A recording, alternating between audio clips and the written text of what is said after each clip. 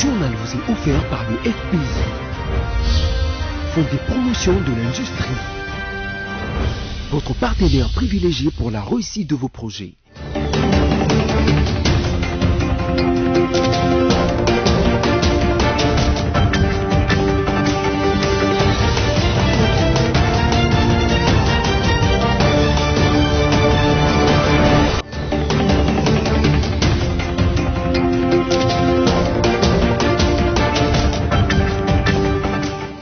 Bienvenue à ce nouveau numéro du journal sur BSC Télévision. À la une, des folles rumeurs relayées sur la toile ont annoncé une conférence de presse de l'ex-président de la RDC, Joseph Kabila Kabange, le 26 janvier prochain.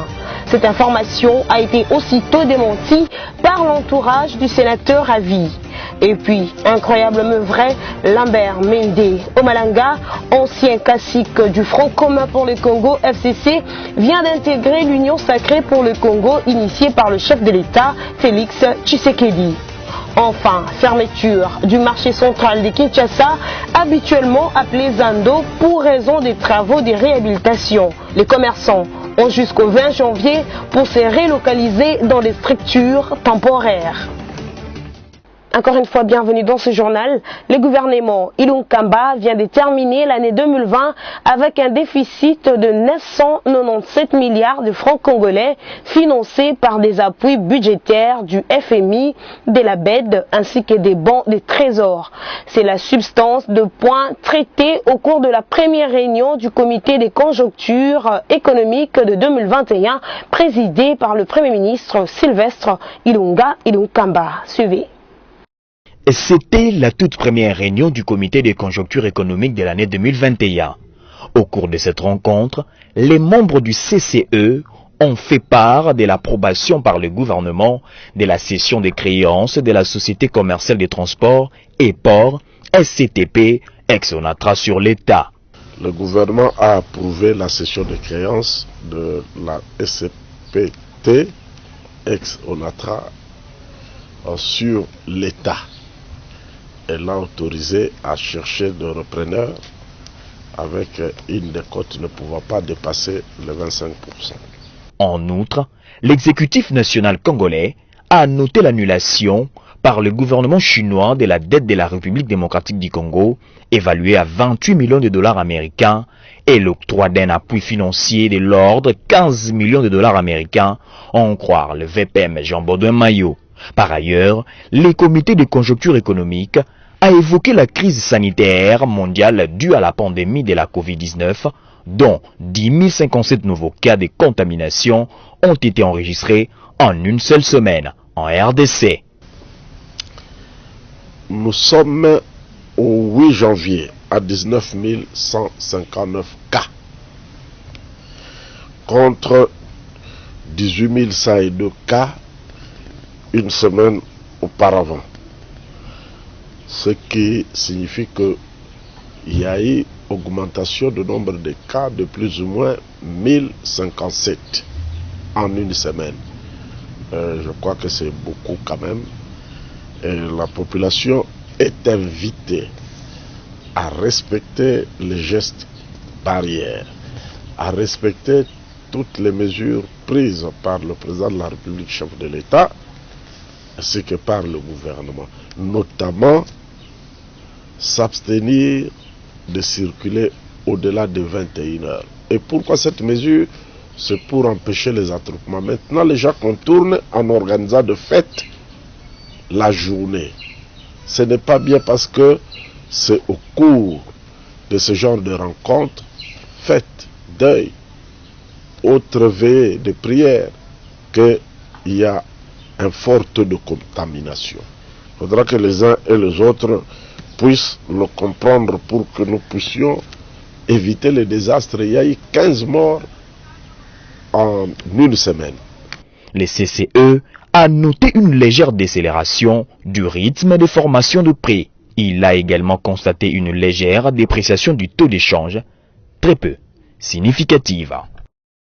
Incroyable mais vrai, Lambert Mende Omalanga, ancien cacique du Front commun pour le Congo, FCC, vient d'intégrer l'Union sacrée pour le Congo initiée par le chef de l'État, Félix Tshisekedi. C'était lors d'un point de presse tenu ce mercredi à Kinshasa que l'ancien ministre de la Communication et Médias a fait cette annonce.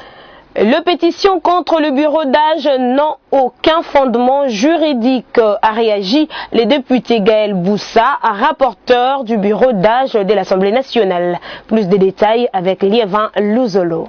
Quelques heures seulement après que le député national du Front commun pour les Congo ait initié dans la discrétion la plus totale et contre toute attente une pétition visant la déchéance de tous les membres qui composent le bureau d'âge de l'Assemblée nationale, en réaction, le bureau d'âge par son rapporteur Gaël Boussa a signé ce mardi 12 janvier 2021 en fin d'après-midi un communiqué de mise au point face à cette action parlementaire à son encontre. Le bureau d'âge de l'Assemblée nationale n'est nullement saisi de ces prétendues pétitions.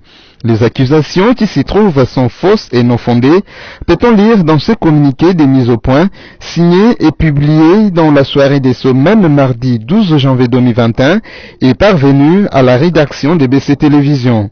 Et pour démontrer le caractère non fondé de ces démarches, Gaël Boussa souligne que le règlement d'ordre intérieur de l'Assemblée nationale ne prévoit dans aucune de ces dispositions une quelconque procédure d'examen des pétitions contre le bureau d'âge, encore moins pendant une session extraordinaire. En clair, cette initiative n'a aucun fondement juridique, soutient-il. Au sujet de la suite des événements, le bureau d'âge tient à rassurer le peuple congolais qui poursuivra inlassablement et de manière imperturbable les travaux de la session extraordinaire jusqu'à l'installation du bureau définitif, rassure Gaël Boussa, rapporteur du bureau d'âge. Coronavirus en République démocratique du Congo, le pays a franchi la barre de 20 000 contaminés, à en croire le bulletin du mardi 12 janvier 2021. Plus de détails avec Merveille Bavabebaye. La République démocratique du Congo a franchi la barre de 20 000 cas testés positifs selon le comité multisectoriel chargé de lutter contre la pandémie à coronavirus Covid-19 au pays. Dans le bulletin du mardi 12 janvier, il est indiqué que 296 nouvelles personnes ont été infectées par le coronavirus sur l'ensemble du territoire national contre seulement un cas de décès. Aucune guérison n'a été signalée et la capitale Kinshasa demeure encore l'épicentre de ces fléaux en RDC. Le même jour, à la primature, la question sur l'importance des vaccins pour lutter contre cette pandémie a été abordée au cours de la réunion du comité de conjoncture économique dirigé par le chef du gouvernement Sylvestre Ilunga Ilunkamba. À ce jour, la RDC compte 20 003 cas de contamination avérés, 14 767 guérisons et seulement 262 décès. Voilà, le ministre d'État en charge de l'EPST, Willy Bakonga, et les cadres de son ministère ont évalué mardi 12 janvier 2021 le travaux des commissions pédagogiques et techniques mises en place pour l'opérationnalisation de l'enseignement à distance en cette période de la deuxième vague de la Covid-19. Les deux commissions ont respectivement pour mission d'élaborer un plan d'opérationnalisation technique, de coordonner des plateformes digitales du sous-secteur et de produire projets d'arrêté portant organisation et fonctionnement de ces plateformes. Suivez ces propos recueillis par Mercis Mayangila.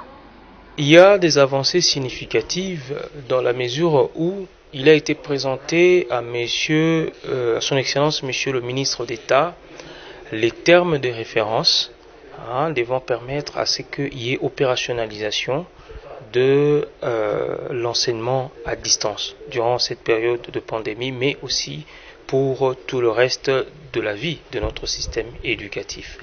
Et donc ces termes de référence ont défini très bien les objectifs poursuivis par cette approche, celle bien évidemment de participer à l'amélioration de la qualité des enseignements, des apprentissages, mais aussi celle de faire parvenir les contenus pédagogiques à nos élèves pendant cette période de suspension momentanée des activités scolaires. Il a également été, dans ces termes de référence, défini les résultats à atteindre. Au-delà des résultats à atteindre, les termes de référence ont même prévu les livrables. Qu'est-ce que l'équipe qui a été réunie sur ce concept devra produire? Produire des ressources éducatives, pour dire mieux, des contenus pédagogiques permettant à ce que nos enfants connaissent une continuité des apprentissages à la maison durant cette période.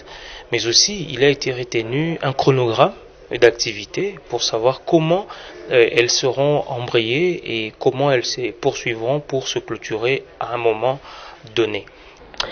En mission de travail dans la province de Lualaba, une délégation de l'inspection générale des finances a été reçue mardi 12 janvier 2021 par la vice-gouverneure de la province Fifi Masuka. Images et commentaires. Après avoir présidé le Conseil de sécurité dans la matinée de ce mardi 12 janvier 2021, l'excellence Fifi Masuka Saini, vice-gouverneur de la province du Lualaba, a reçu en audience une délégation de l'inspection générale des finances avec à sa tête M. Kasongo Lenga. Après un bref entretien avec l'exécutif provincial, le chef de la délégation a donné le motif de leur mission en province. Nous sommes venus faire une mission de contrôle de la gestion de la province. C'est une mission, c'est une première mission de ce genre. La mission que vous avez la fois passée, l'année passée, c'était les inspecteurs des finances qui étaient venus pour encadrer les recettes de la province et du pouvoir central. Mais nous venons pour faire le contrôle de gestion, c'est-à-dire concrètement, nous voulons voir comment ces recettes ont été affectées. Ces inspecteurs des finances venus de Kinshasa focaliseront leur travail de contrôle sur la gestion de la répartition et affectation des recettes. Comme vous le savez, l'inspection s'intéresse aux opérations et aux personnes. C'est-à-dire que les personnes qui ont passé ces opérations, ici spécialement les opérations des dépenses, alors c'est que quand une inspection passe, généralement, s'il y a eu des fautes de gestion, il y a des sanctions. C'est ainsi qu'aujourd'hui, après ici, nous irons voir le procureur général pour lui présenter nos sécurités, puisque vous savez que les auditeurs des finances sont des OPJ et de ce fait auxiliaires de justice. Nous travaillons en état de collaboration avec la justice. Donc s'il y aura des infractions en matière financière, les juges s'en chargeront. Des folles rumeurs relayées sur la toile ont annoncé une conférence de presse de l'ex-président de la RDC, Joseph Kabila Kabange, le 26 janvier prochain. Cette information a été aussitôt démentie par l'entourage du sénateur à vie, Lieva Zolo, pour le détail. Fausse rumeur sur une éventuelle conférence de presse du président Kabila sur la situation du pays le 26 janvier prochain. Rien de tel n'est prévu, peut-on lire sur les comptes Twitter de Barbara Nzimbi, conseillère en communication du président honoraire. Rappelons que le 26 janvier marquait l'accession de Joseph Kabila au pouvoir à la suite de l'assassinat de son père, Laurent Désiré Kabila, tombeur de Mobutu le 17 mai 1997. Après 18 ans au pouvoir, Joseph Kabila Kabange a cédé son fauteuil après avoir épuisé ses 2 mandats constitutionnels à l'actuel président de la République, Félix Tshisekedi Tshilombo, confirmé vainqueur de la présidentielle du 30 décembre 2018 en RDC. Autre chose à présent, le vice-premier ministre Willy Ngoropos a procédé mardi dernier à la mise en circulation du saut des moutons de la place Pascal entre Mokali sur le boulevard Lumumba. Les détails dans ce reportage.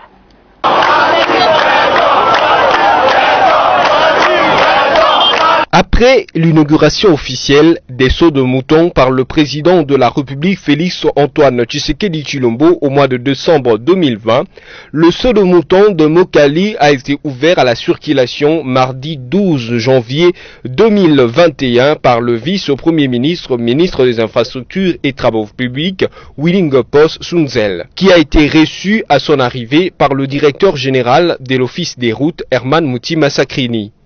Promesse tenue, le vice-premier ministre, ministre des Infrastructures et Travaux publics, a du moins expliqué le pourquoi du retard. L'inauguration solennelle a déjà eu lieu par la plus haute autorité du pays, le président de la République. Il l'avait déjà fait il y a quelques jours.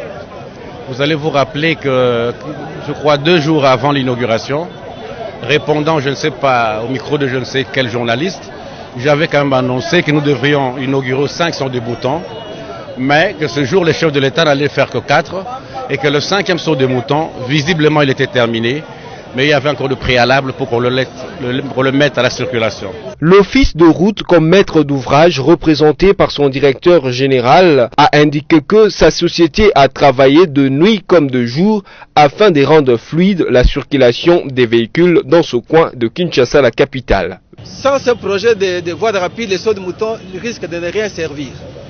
Mais puisque nous, on voulait réduire le temps de parcours entre l'échangeur délimité et l'aéroport d'Ndjili pour que les gens ne ratent plus leur avion, pour que ceux qui partent vers Kikwit, Kasai et Katanga puissent traverser la ville de Kinshasa sans problème. C'est pour ça que nous avons imaginé ce projet ici que nous avons présenté à la haute hiérarchie qui a admis, et c'est comme ça que nous retrouvons dans ce projet-là. La population de la Tchangou, satisfaite, a remercié le chef de l'État pour ce bijou architectural qu'il a donné aux enfants de la Tchangou.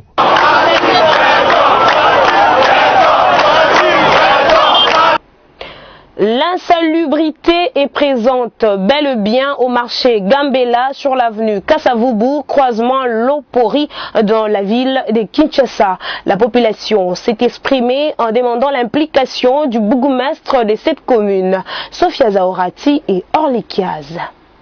Les vendeurs du marché Gambela sur l'avenue Kasavubu au croisement Lopori dans la ville de Kinshasa sont exposés chaque jour aux amas d'immondices. Une situation qui ne s'explique pas parce qu'ils donnent de l'argent pour que les immondices soient évacués. Ils sont excédés par une insalubrité dont on ne les débarrasse pas. Parfois, les habitants des immeubles ne laissent pas de l'espace dans les caniveaux pour que nous-mêmes, après une semaine, on cure les caniveaux. Comme maintenant là, les caniveaux est bouché. Pendant qu'ici, au marché, chaque jour nous demandons de l'argent pour l'insalubrité. La question est où va cet argent? L'un parmi ces vendeurs demande l'aide du bourgmestre de la commune de Kasavubu pour trouver la solution. Nous demandons l'implication du bourgmestre de la commune de Kasavubu afin qu'il vienne voir ce qui se passe ici à Lopori. Il y a trop d'immondices. On a beaucoup de difficultés pour aller à l'intérieur du marché.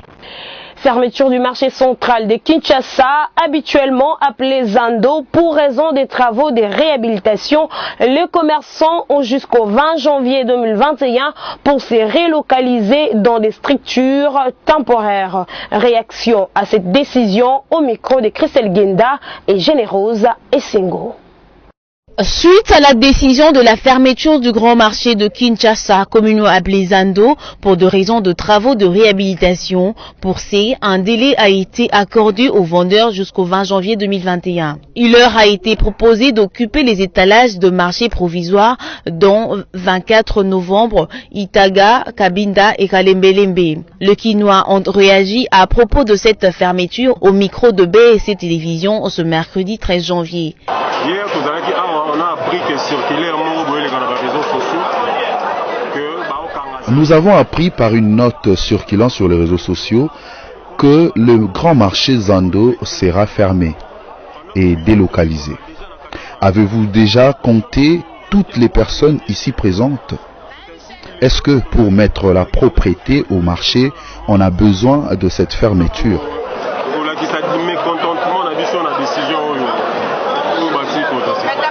Certains vendeurs ont adressé de propositions aux autorités.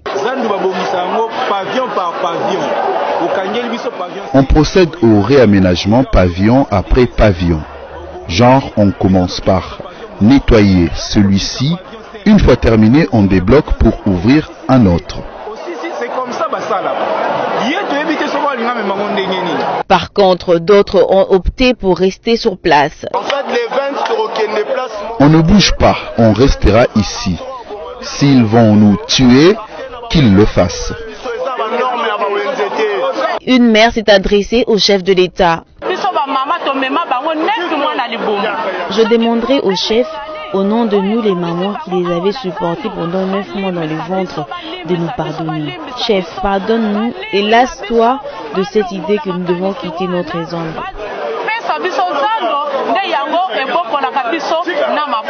Rappelons que cet arrêté a été rendu public depuis le 11 janvier 2021 par le premier citoyen de la ville, le gouverneur Gentini Ngobila Mbaka.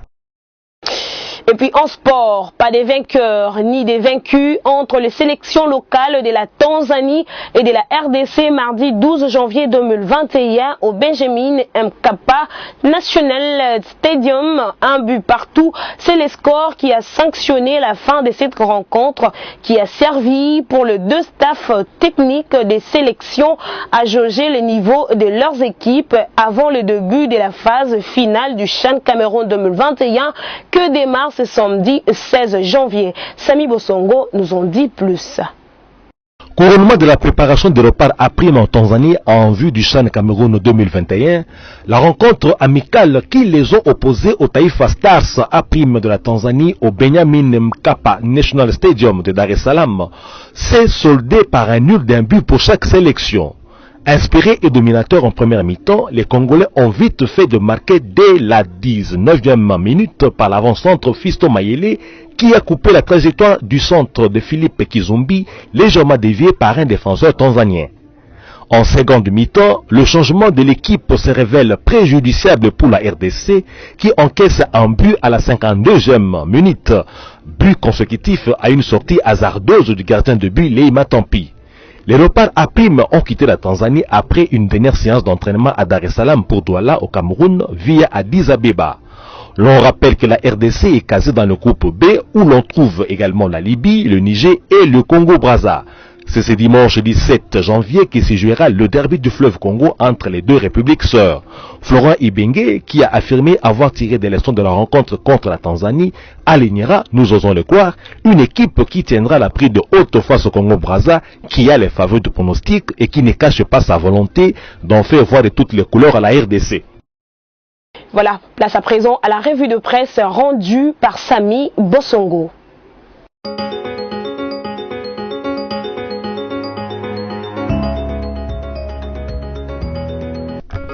Bonjour. La ronde des sites de ce mercredi 13 janvier nous a conduit au forum des As.org qui s'est intéressé au chuchotement déjà perceptible d'une pétition contre 6 membres du bureau. Au sujet de cette initiative du sénateur MLC Valentin Guérengo, forum des As.org a écrit: au moment où l'on parle d'une pétition pour déchoir 6 membres de l'équipe Tamboué, des sources au siège du Parlement congolais font état d'une vaste opération de corruption des sénateurs que l'on attribue aux financiers de la Chambre. Vrai ou faux, questionnent les sites qui indiquent que le nom d'Éric Robouye a été suffisamment cité la semaine dernière dans les soupçons de malversation financière et de blanchiment des fonds. Sous le titre RDC, le gouvernement constate une hausse de 2,8% de production d'énergie hydroélectrique et une baisse de 7,97% de production d'eau potable. DeskEco.com renseigne que selon le ministre d'État, ministre du Budget, Jean-Baudouin Maillot, les efforts seront fournis pour accompagner les entreprises publiques de ce secteur, notamment la Régie des eaux et la SNEL, afin d'améliorer leurs activités. Le premier jour de manifestation du groupe de pression de la Véranda Mutanga a entraîné la paralysie des activités socio-économiques presque toute la journée, lundi 11 janvier 2021 à Béni dans le Nord Kivu. C'est ce qu'on lit sur radiocapi.net sous le titre Jimmy Kigoma. Les droits de la population ne doivent pas être violés lors de nos manifestations. Les sites documentent à ce sujet que pour les responsables de cette structure urbaine de la jeunesse, les manifestations doivent se passer sans casse en respectant les droits de la population. C'est tout pour la revue de presse de ce mercredi 13 janvier.